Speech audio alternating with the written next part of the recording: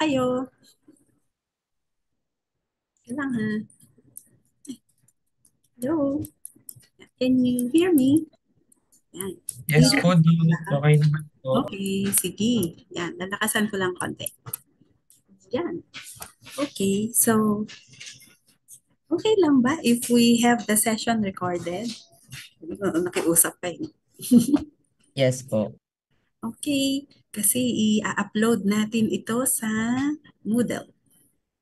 Okay.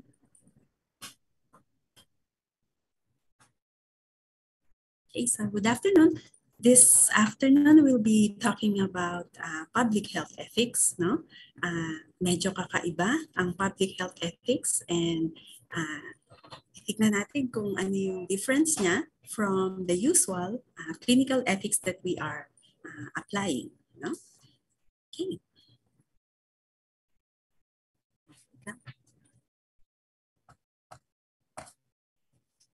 Okay, so if we talk about public health, no, public health is the science of protecting and improving the health of communities through education, promotion of healthy lifestyles, and research for disease and injury prevention. So that's what we do in public health. No? And, the function of public health agencies would be to assess community health needs and marshaling the resources for responding to them, developing health policy in response to specific community and national health needs, and assuring that conditions contribute to good health. Here in public health, we also deal with environmental health, nutrition, mga safe water, mga ganun. No? So, very encompassing ang public health. Okay, so we will be dealing with public health ethics and how is it different from the usual clinical ethics that we have? Diba, when we see patients, no, when we see individual patients, we apply ethics also. But in public health, would there be any difference? So ito siya. No? Clinical ethics would focus on the treatment of disease and injury. No? You're dealing with individual patients here. In public health, the focus is more on prevention of disease and injury.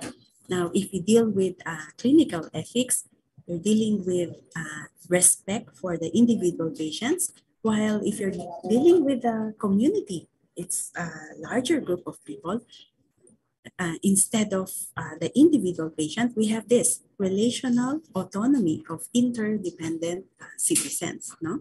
And then if we want to take care of our patients by giving some intervention, o kaya you want to do physical examination on the patient, you ask actually for informed consent of the patient. Diba?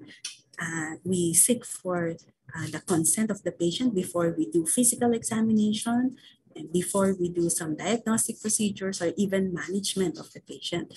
But if you're dealing with the public health community, no?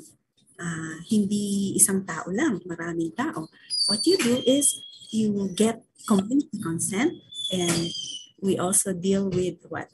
Social consensus through ongoing dialogue and collaboration with the public. So if you see the difference, medyo kakaiba siya.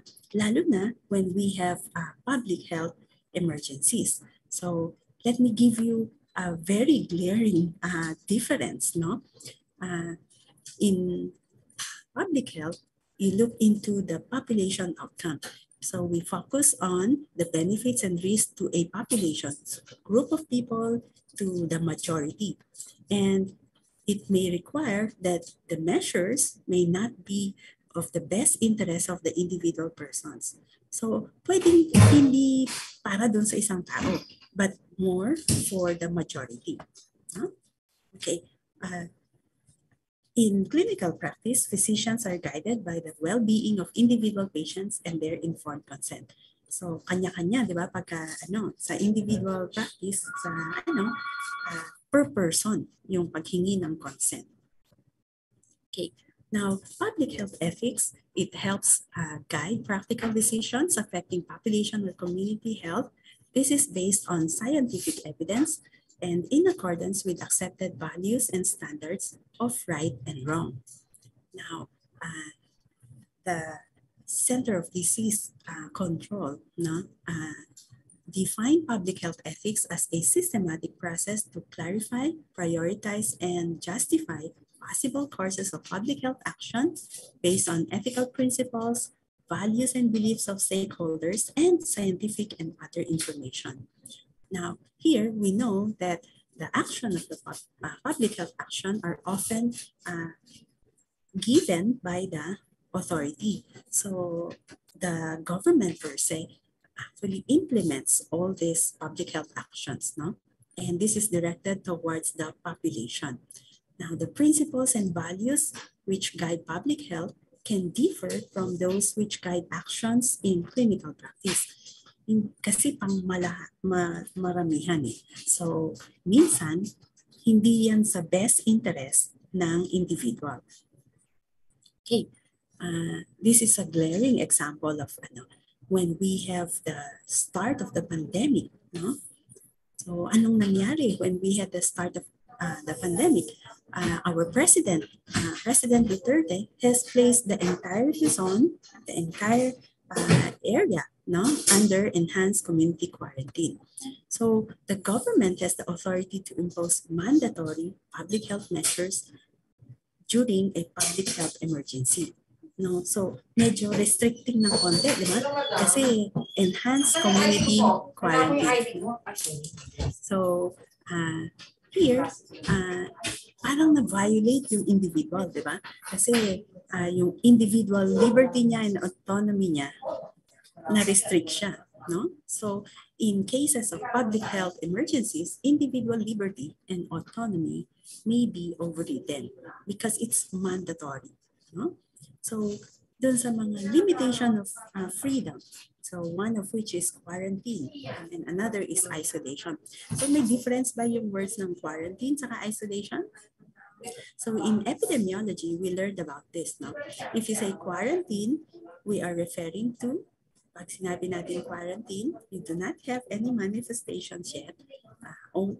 Only meron kang exposure and you are being observed. No? So you're placed in a secluded area. The same is true with isolation. Isolation. However, in isolation, the patient is actually what? Meron na siyang manifestations, no? And should be isolated or kept in one area, isolated on his own, mag-isa lang siya doon so that he will not be transmitting the infection to others. So these are the two differences ng isolation and quarantine. But all of which are what? Liberty restricting. Hindi ka walang freedom of movement. Okay, so what are the requirements when imposing mandatory intervention?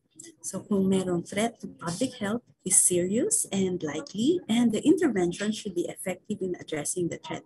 That intervention is actually the restriction, no?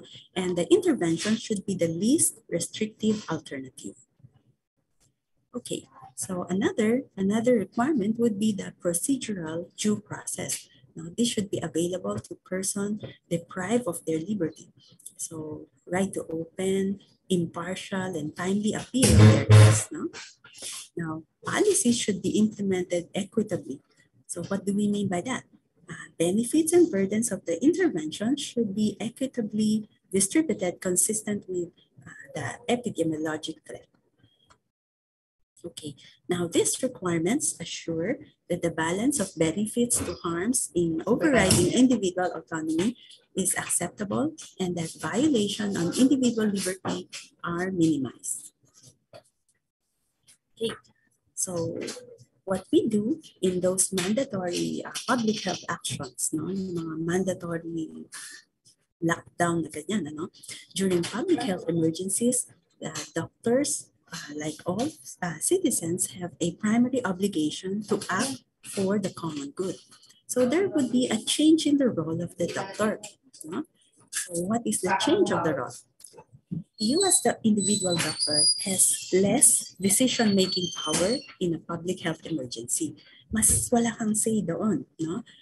public health policies during an emergency are set by public health officials, meaning it's the authority ng usually the Department of Health ang nagdidictate niyan, not by individual clinicians and may be enforced by the state's police powers.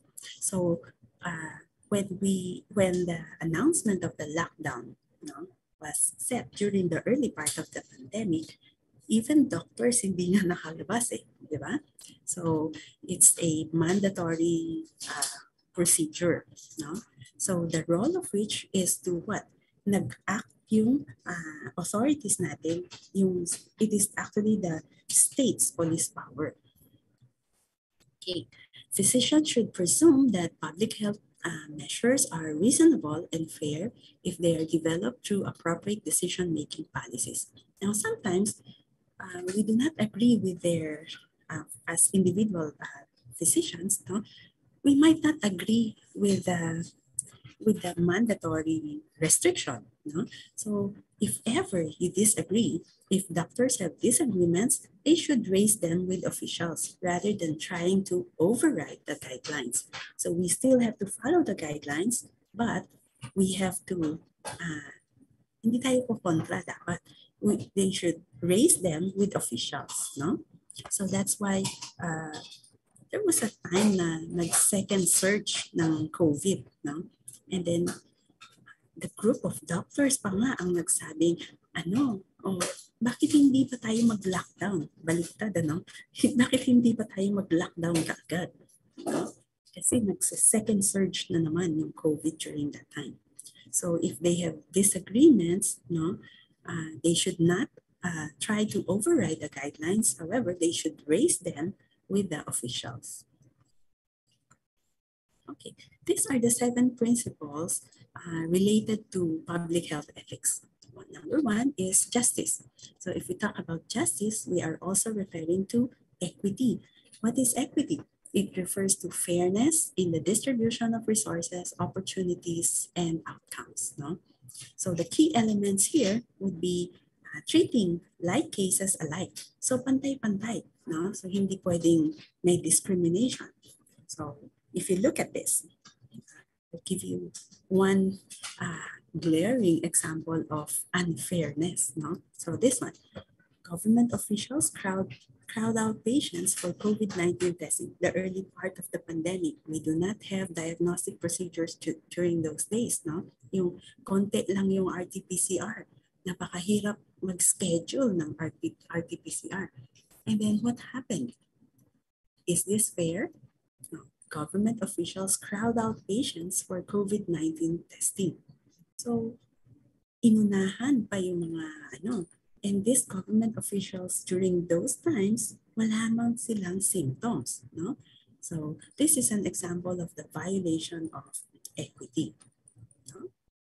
So, merong perceptions of unfairness.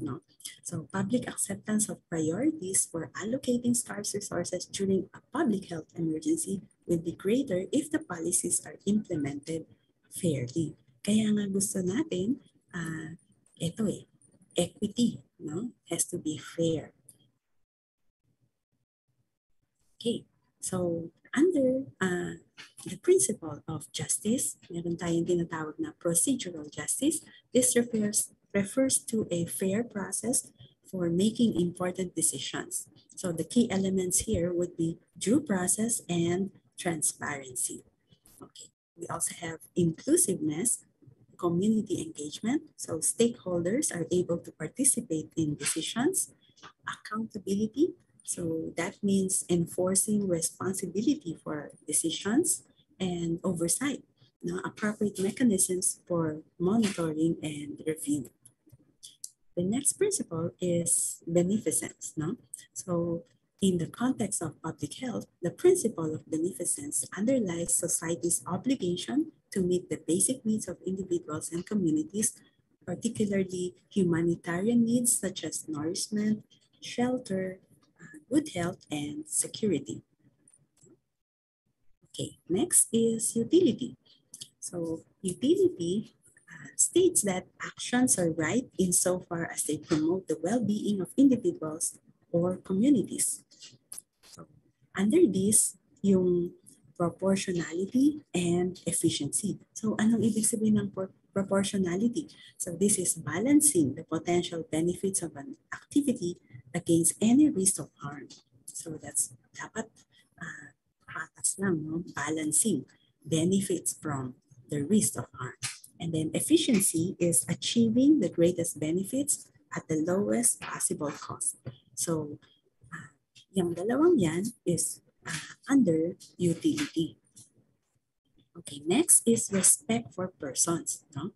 This refers to treating individuals in ways that are fitting to and informed by a recognition of our common humanity, dignity, and inherent rights. So respect for persons. Paano mo show yung respect for persons? So autonomy, no? So mag-ask ka ng informed consent. Privacy and confidentiality. So lalo na sa surveillance, di ba? Very important that we preserve privacy and confidentiality. And then social, religious, and cultural sensitivity. Immunization, for example, pagka binakunahan, you cannot force individuals to be immunized against their religious, meron silang religious restrictions, no? So you cannot force immunization pag ganon. Pagka ayaw ng relihiyon nilang magpapakuna, then that has to be respected, no? Transparency and truth-telling. This is very true dun sa mga emergency use drugs. COVID, no? Yung mga vaccines natin, yung mga management for COVID. In the early days of the pandemic, we do not yet know what would be the effect of certain medications. We just want to cure the patient or manage the patient, lalo na yung mga severe COVID, na ma-free sila from this respiratory distress. So walang not proven yung but these drugs are used for emergency use lang, di ba?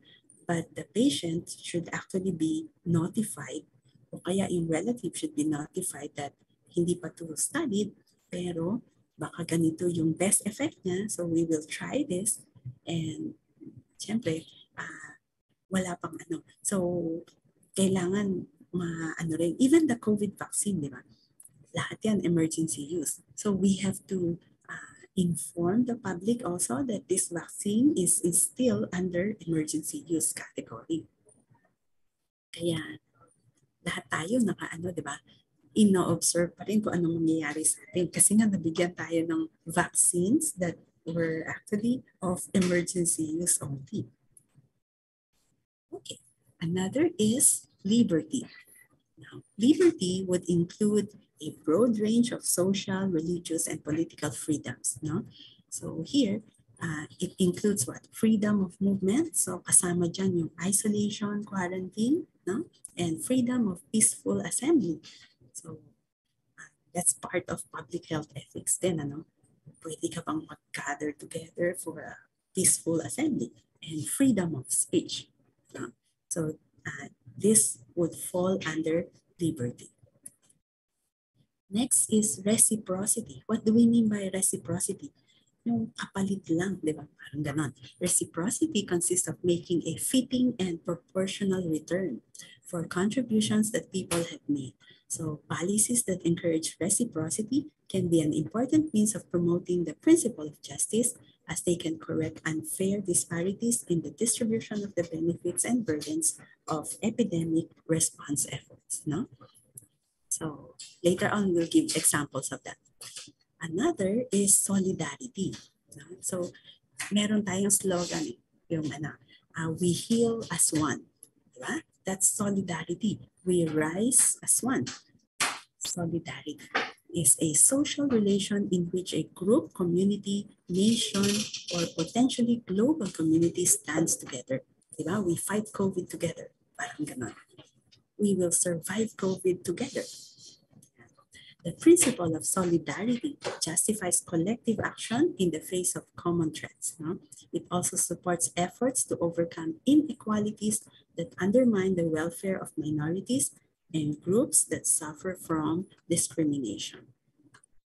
Okay, so these are the 7 principles that are often used in public health.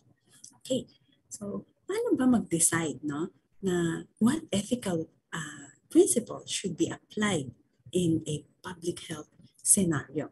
So this would be the approach to ethical analysis and justification. So step 1, we have to analyze the ethical dimensions of the public health issue and context. So ano ba yung public health issue? Is it a public health emergency, pandemic, yung mga ganyan, no? And then formulate alternative courses of action and evaluate their ethical dimensions. So here, we give a lot of thought to ano ba yung pwedeng gawin, no? And then, number 3 is to provide justification for a particular public health decision. So, amongst the alternative courses of action, after evaluating, merong magiging mas prominent na the decision of the lockdown sa because it's very restricting, diba? Hindi ka makalabas ng bahay. The decision of the lockdown was actually what? One of the courses of action. So one of the courses of action. There are more courses of actions, but ano ba yung pinaka-justifiable and siya yung pinaka-effective for a particular public health situation. So bago naman sila nag-decide ng lockdown, it was really studied kung ano ang best for a particular situation. Okay, so under step 1, analyzing the ethical dimensions of the public health issue and context. So here, we are looking into the risks, the harms, or concerns of the public health issue. What are the appropriate public health goals in this context? Yung time na yun, yung health system is overwhelmed. So we really have to have lockdown. Bakit nag-lockdown? Para mag-flatten yung curve. Para the health system would actually recover. Kasi na-overwhelm siya eh. Para hindi siya mauubos, no? Hindi, So that was the context of how that decision of the lockdown came about, no? So here we look into the scope, legitimacy of legal authority, and which laws and regulations would apply. What are the moral norms and claims of stakeholders, and how strong are they? And then we look also into precedent legal or ethical cases relevant for identifying the presumptive moral norms, no? And then which features of the social, cultural, historical context apply? So do professional codes of ethics provide guidance? Yung mga pandemics before, we have several pandemics years back, no? So ano yung in-apply during those days? Kaya is it applicable to this setting ng COVID? So that was how they looked into that, no?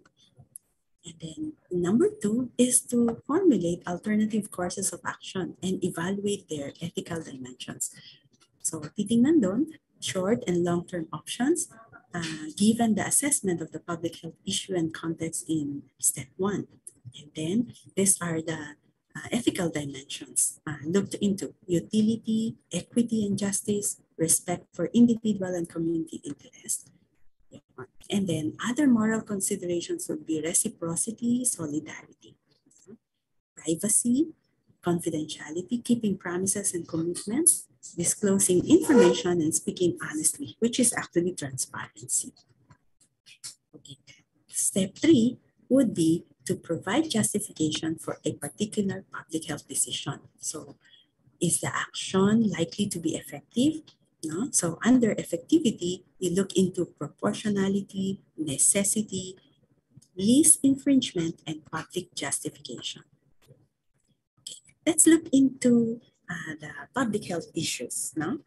Okay, so number 1, restrictions of freedom of movement. So that's one of the freedom of movement is actually what? Nakakulong ka for 3 months. Imagine that, no? So mahirap din yun. Okay, so what is the goal of the quarantine? This is to prevent transmission of infection during the incubation period. during the early part of the when you were exposed to COVID, hindi ka pa nagmamanifest, no? So you will be put on quarantine so that would be the incubation period, 14 days, ang tagal.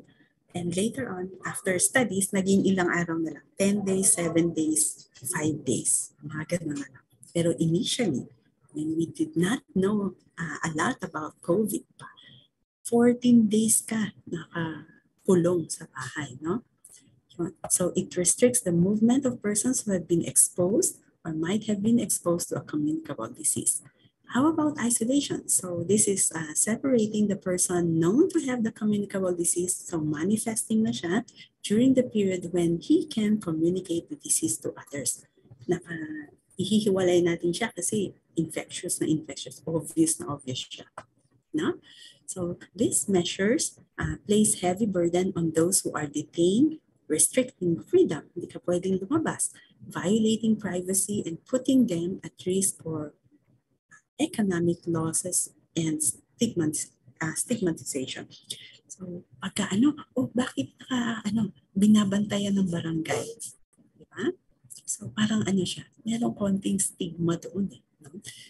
Ay na COVID, ganun. Kaya binabantayan ng bawal lumabas. And another is economic losses. No? Nowadays, COVID, if you contract COVID, medyo mild. Diba? Pero you are still asked to stay home for 7 days. So imagine if you are a daily wage earner. So what will happen if you are a daily wage earner? 7 days wala kang kita. So that's the problem of restrictions on freedom of movement. Diba? Pero hindi pwedeng kasi public health threat ka diba? So what are the recommendations? So justifiable basis for imposing restriction. It has to be scientifically scientifically based, diba? Yung evidence na dahil we know that earlier than kahit na you're already feeling better, pero you can still transmit the infection. Kaya dapat naka-isolate ka for a certain period of time. Justifiable basis for imposing restrictions, no? And then it has to be the least restrictive means.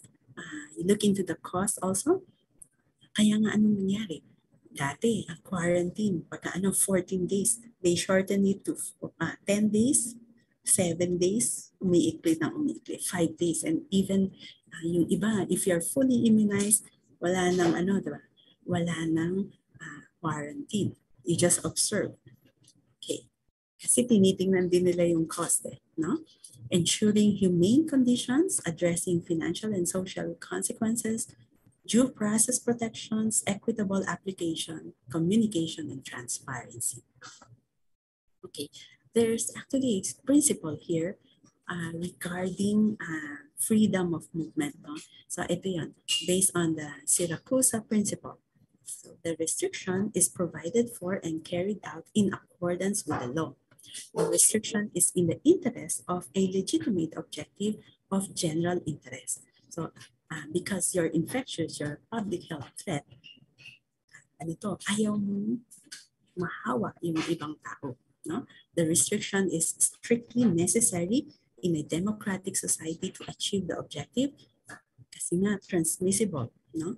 And there are no less intrusive and restrictive means available to reach the same objective. The restriction is based on scientific evidence and not drafted or imposed arbitrarily. No? So these are the principles that are used in so far as limiting movement. Second, ethical issue. Obligations related to medical interventions for the diagnosis, treatment, and prevention of infectious disease. So, pwede bang, Pwede bang magbigay ng treatment against the patient's will? What do you think?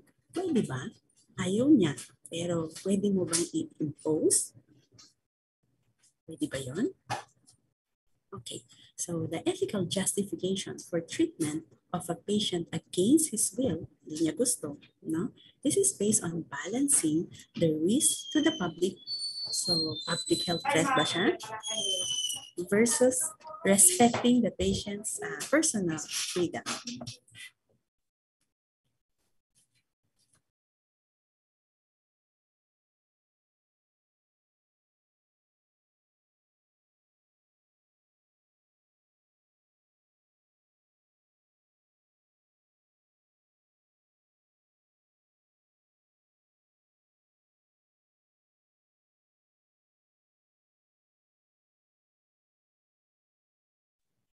Okay, so we have to balance the risk to the public versus respecting the person's the patient's personal freedom. Okay. If the magnitude of risk to the public is great, so pagka mas malaki yung risk ng public, no? Many states allow for involuntary treatment. Kahit hindi niya gusto, no? Healthcare providers have obligations to use the least restrictive means to achieve the therapeutic goal. You know? Okay, we also have the so-called herd immunity, no, or community immunity. This is true for sa mga immunization. Diba? If most of the people in a region are vaccinated, so the tendency is the immunity level in that area would be high, and therefore it will actually protect those people who are not vaccinated. And therefore, the likelihood of an outbreak in that area would be low. Kaya nga gusto natin mataas ang herd immunity. No? Hence, vaccination protects others, especially infants and those with compromised immunity. In COVID, for example, infants are not yet immunized against COVID. So how do we protect the infants?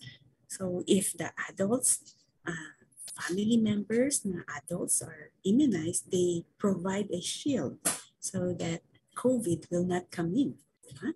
Hindi sila magkakaroon ng sakit. And therefore, we are actually protecting the vulnerable. Yung mga infants, they also develop COVID. Paano mo iyan? Wala pa silang bakuna.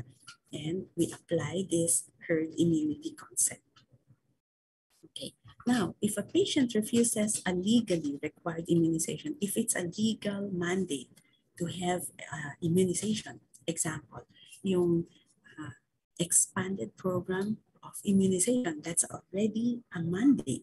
Kailangan mabakunahan ng BCG, hepatitis B, DPT, oral polio. It's already a mandate. Pag ganon, now, pag ayaw niya, kasi legal naman no? This becomes a legal matter. So, paano kung ayaw talaga? So, OPEL 2021 says, ano bang sabi niya? An effective response is to maintain a therapeutic alliance with the child's parent in order to address fears and concerns about vaccination and to gently persuade them of the importance and safety of vaccination. Now, sometimes parents would refuse to have their children immunized. So anong gagawin? It's already a legal mandate to have them immunized. So baka naman we just have to address the fears and concerns of the parents. No? So yan yung suggestion ni OPEL. Okay.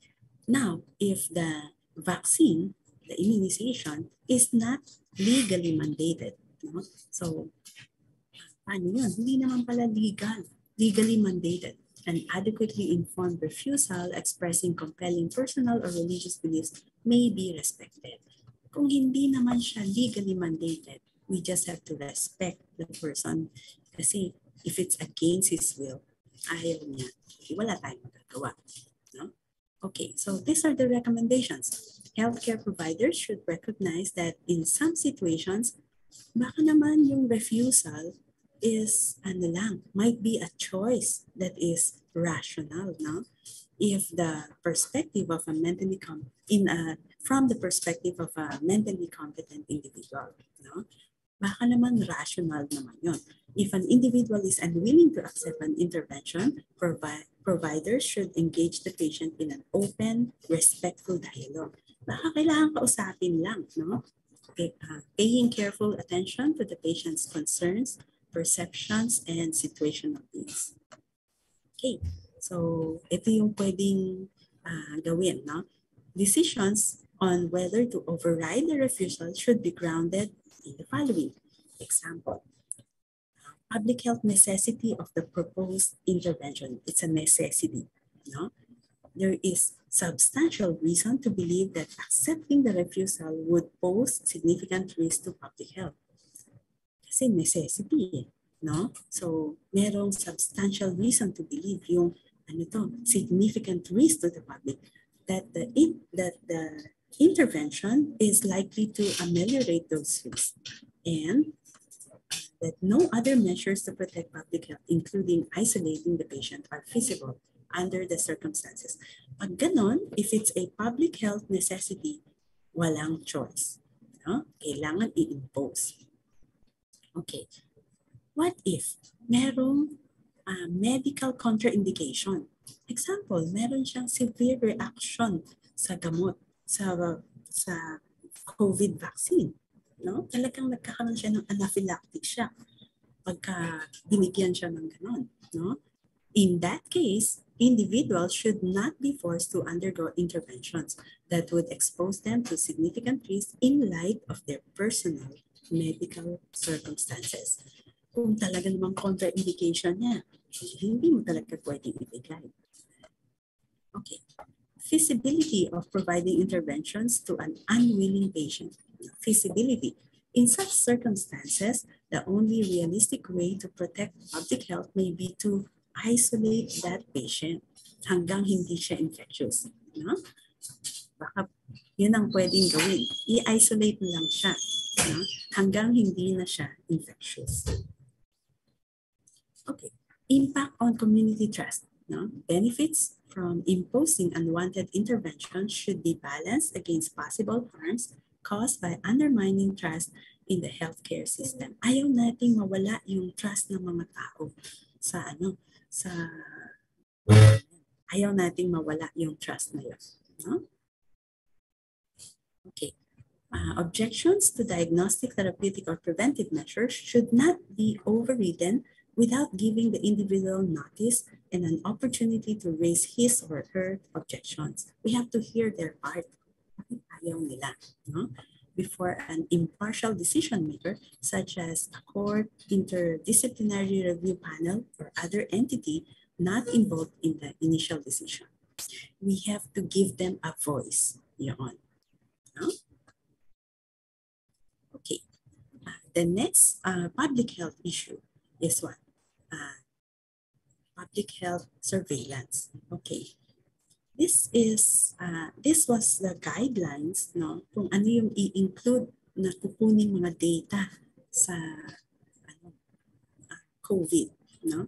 Look at this.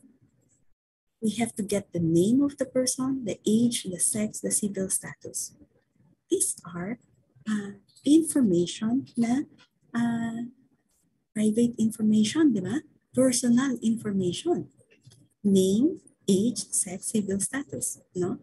And then if you're admitted, you have to, the hospital should give the name of the patient, medical status update, ano siya, asymptomatic, mild, severe, critical, or namatay ba siya?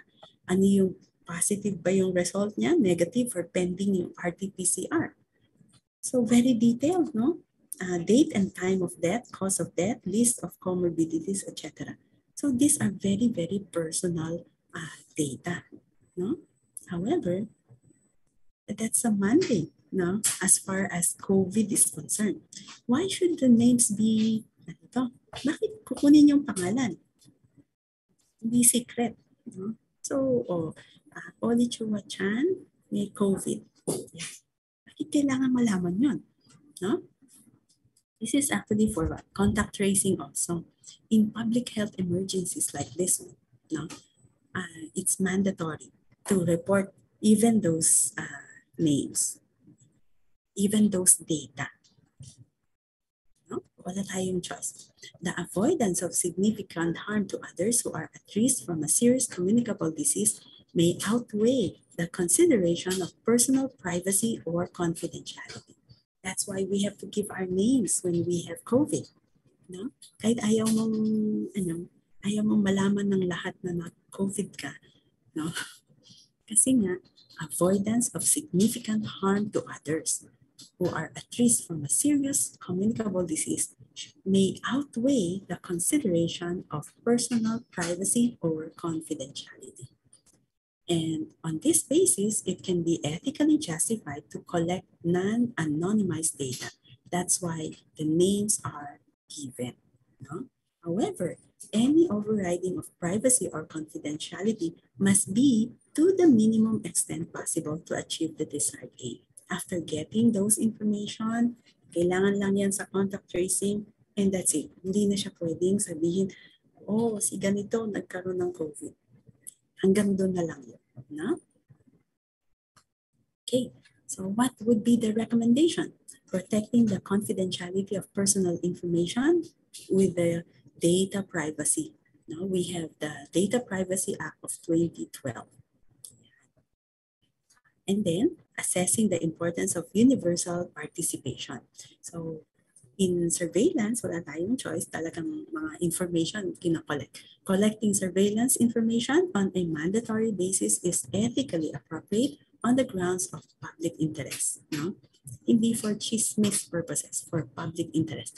If an accountable governmental authority has determined that universal participation is necessary to achieve compelling public health objectives.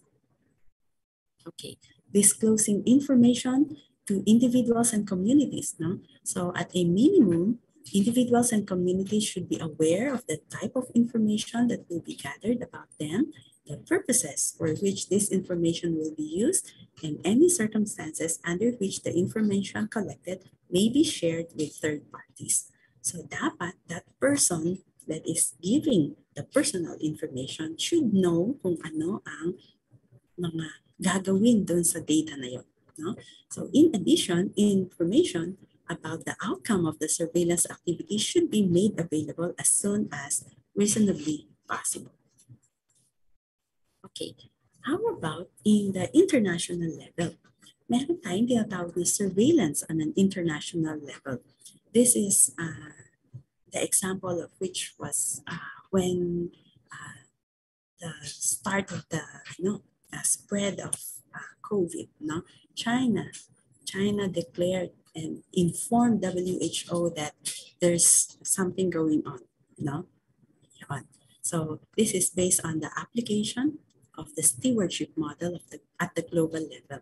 So countries have an ethical obligation to reduce the risk of ill health that people might impose on each other across borders. So therefore, countries should notify other relevant countries and bodies about outbreaks of serious diseases at the earliest possible time. Okay. Rapid data sharing. Isa yan sa issue ng public health. Okay, the ethically appropriate and rapid sharing of data can help identify etiologic factors, predict disease spread, evaluate existing and novel treatment, symptomatic care, and preventive measures, and guide the deployment of limited resources. So information is very important. In our Department of Health is actually lagi naglalabas sila ng mga infographics, no? So surveillance, prevention and control measures, no? So inaano nila yan, how COVID is transmitted. So very important, no? So what is necessary here? Where a potentially serious infectious disease outbreak or incident occurs, the relevant authorities should ensure that they neither downplay the risk, hindi pwedeng yung kino-cover up, no?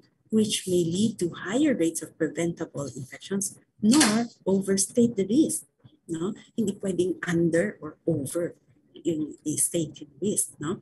Dapat truth, no? As this may result in panic or a lack of public trust that could be long-lasting. Now, as individual clinicians, no, kami, nakikita namin dami-daming cases ng COVID. But if you look at what the data of the Department of Health states, na ang COVID bumababa daw yung number of cases, which is not true in our practice. Nakikita namin maraming nagko-COVID. Pero ang reported sa Department of Health, a decrease in how many percent daw? So medyo feeling namin, ano yan? Dina-downplay ba? That was our question before. But siguro we can understand why the Department of Health stated na merong decrease ng cases ng COVID despite difference in how we see the cases in the front line, no? Kasi tumitingin kami ng pasyente, daming COVID. Pero bakit sabi ng DOH mababa ang cases? So siguro it was because most of the cases of COVID that we encounter now uses the COVID antigen test, not the RT-PCR, which is actually the gold standard. So in that case, there might be some underreporting of cases kasi hindi official ang antigen test. But it is not true in our practice. Ang dami-daming cases na nagpa-positive. No? Though, antigen test lang yung ano. Okay. And there was a mandate also that says if you use antigen test and it turned out to be positive, it will already be counted as COVID. Pero, hindi lang ma-register sa Department of Health because they need the RT-PCR confirmation. Kaya baka ma-understated yan. Okay, how about emergency use of unproven interventions outside of research? So, ito yan, no? Monitored emergency use of unregistered and experimental interventions. Our COVID vaccines are actually pareho nito, no? Ayan yung mga emergency use lahat, no? So, in the context of an outbreak characterized by high mortality, it can be ethically appropriate to offer individual patients experimental interventions on an emergency basis outside clinical trials, no? Provided, ito yung mga provision, no? No proven effective treatment exists. COVID vaccines. Wala pa namang naggawa ng COVID vaccine na proven effective pa so far, di ba? Kaya emergency use lahat yan. It is not possible to initiate clinical studies immediately, and then data providing preliminary support of the intervention's efficacy and safety are available, at least from laboratory or animal studies, and use of the intervention outside clinical trials has been suggested by an appropriately qualified scientific advisory committee on the basis of a favorable risk-benefit analysis. So, dapat ma-meet yung Number 4, the relevant country authorities as well as an appropriately qualified ethics committee have approved such use. So, dadaan pa yan sa ethics committee. So, yung early use of yung mga management for COVID, actually lahat yun emergency use. No? And then, dadaan pa yan sa ethics committee. Adequate resources are available to ensure that risk can be minimized. For example, may mangyari side effects or whatever, adequate resources to ensure and yung indemnicity yun, no? And then yung term na they have to cover the hospitalization, indemnity. No? And then the patient's informed consent is obtained. So, hihingan muna ng dapat malaman ng patient that hindi pa to approve. No? This is still under emergency use. So, the patient should know. For example, hindi conscious yung patient, then the relative should know. No? The emergency use of the intervention is monitored and the results are documented and shared in a timely manner with a wider medical and scientific community. So these 7 conditions should be followed before we use emergency use drugs or vaccines. No? So these are the guiding principles. Importance of ethical oversight. So the ethics committee should be looking into this. Effective resource allocation, minimizing the risk, collection and sharing of meaningful data, importance of informed consent. So you should not be receiving that without informed consent. No? fair distribution in the face of scarcity. Okay, next is allocating scarce resources. Siyempre, hindi naman lagi maraming resources, di ba? Usually, resources are actually scarce. So, how do you do allocation? So, paano mo i-distribute yan? No? So, public health guidelines for allocation, if effective interventions will be in short supply during severe public health emergencies, allocation and triage will be unavoidable. So, ethical norms would not change, pero health workers would need to provide the best care they reasonably can under the circumstances. However, legal standards of care may change. No? Emergency care might be triads. Some services might be relocated from emergency departments and hospitals to alternate facilities, and licensing, certification, and credentialing might be altered. So, may mga rules related to scarce resources. So, ito, balancing considerations of utility and equity. So the principle of utility requires allocating resources to maximize benefits and minimize burdens. Okay, fair distribution, equity. No? So paying attention to the needs of vulnerable population. So kanino mo ibibigay yung treatment or the vaccine? To those most vulnerable to discrimination, isolation, or stigmatization. Ito yung sa principle of equity, no? Okay. Reciprocity. So ano naman yung reciprocity? No?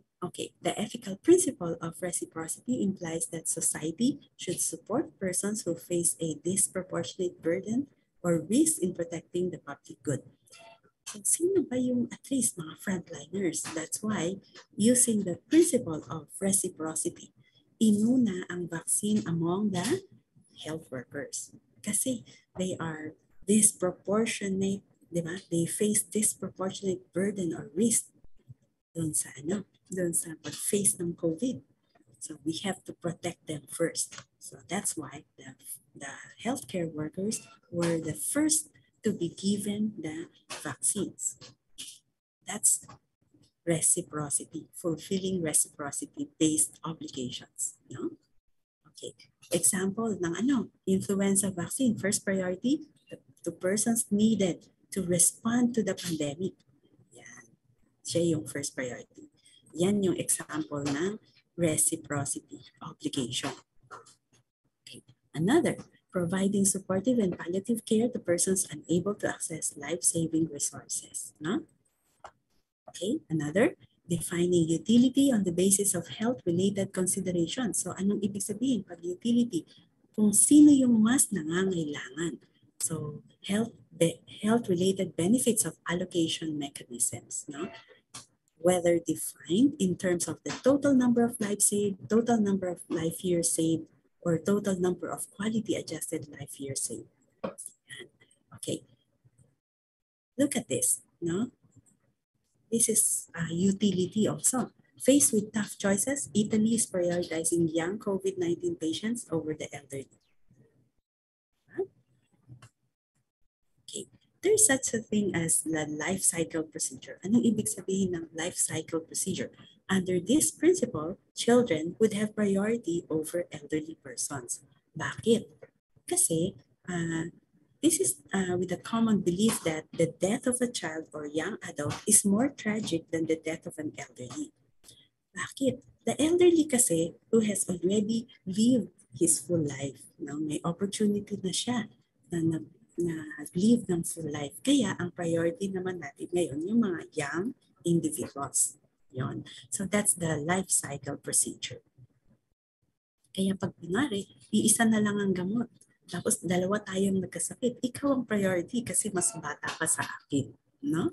Yan yung life cycle. Okay. Next is involving the local community. Yan. So here, we look into inclusiveness. Yan, opportunities to make their voices heard. And then situations of particular vulnerability. Okay. Openness to diverse perspective.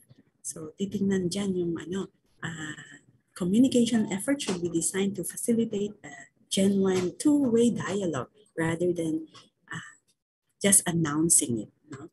Transparency, so dapat very clear, lahat yung kita lahat. Okay, next is accountability also. Okay, pwede bang mag-refuse? Ayan. Okay, pwede bang mag-refuse? Mag-care for contagious people? Ayan. Minsan takot tayong mahawa, di ba? Oh, anong sabi? Ito yun, no? Ayan. During emergency, provided there is no risk or for the safety of that person, a physician shall administer at least the first aid treatment and then refer to others. Thus, strictly speaking, a doctor may refuse to render medical service. A doctor may refuse to intubate, for example, COVID-19 patient if the doctor is not adequately equipped with PPE, especially those doctors who are at risk, mga elderly or immunocompromised. No? Pag hindi ka protected, pwede kang umatras. And so minimizing the risk of infection unless they are providing with the training, tools, and resources necessary to minimize the risk, pwede kang mag-refuse ng treatment.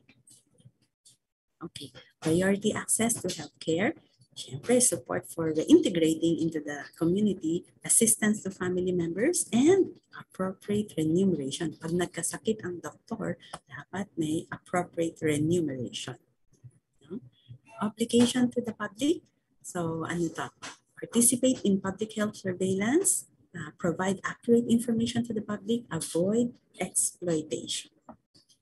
Okay, so refrain from deception.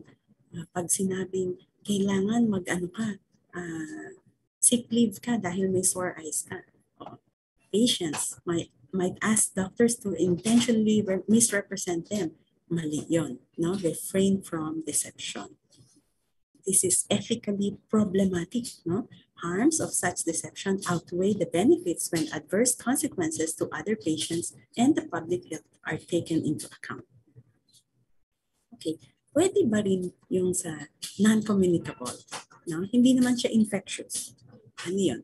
So for example, obesity, no? Excessive alcohol consumption, tobacco use, no? These are non-communicable. Pero may effort din ba ang public health? May ethics din ba ang public health dyan? Okay. So, because chronic diseases are now accounting for a majority of deaths, personal behaviors make a non-trivial contribution to their onset and progression. Much public health research and action seeks to change behaviors whose ill effects are felt primarily by those who engage in them. No? So, according to Nuffield Council on Bioethics, the state has an ethical responsibility to enable people to lead healthy lives. Everyone should have a fair opportunity to lead a healthy life, and therefore the state should also try to remove inequities that affect disadvantaged groups. So, act as steward. So, we encourage our constituents to be in healthy lifestyle. No? Kasi steward ang public health dyan. No?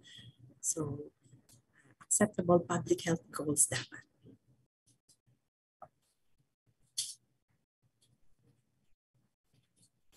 Yeah. Yes. 2 seconds na lang. Okay, sorry. Okay. In non-communicable diseases, we use this intervention ladder. No? So the strictest is to eliminate choice, yon, and then the least restricting is do nothing. Yan. So ito yung ginagamit for non-communicable diseases. Eliminate choice, restrict choice, guide choice through this incentive, guide choices through incentives, guide choices through changing the default policy, enable choice, no? And provide information. Okay, we also have paternalism. Paternalism occurs when the state or an individual interferes with the preferences of a person for her own benefit. Stewardship, as mentioned earlier. Okay, So next week, we will be dealing with the practical aspects ng ano. In your report, we'll be applying the public health ethics. Okay, so next week, we'll have the report. Okay. Thank you po. Thank you, Doc. Thank you, Doc. Thank you po. Bye-bye.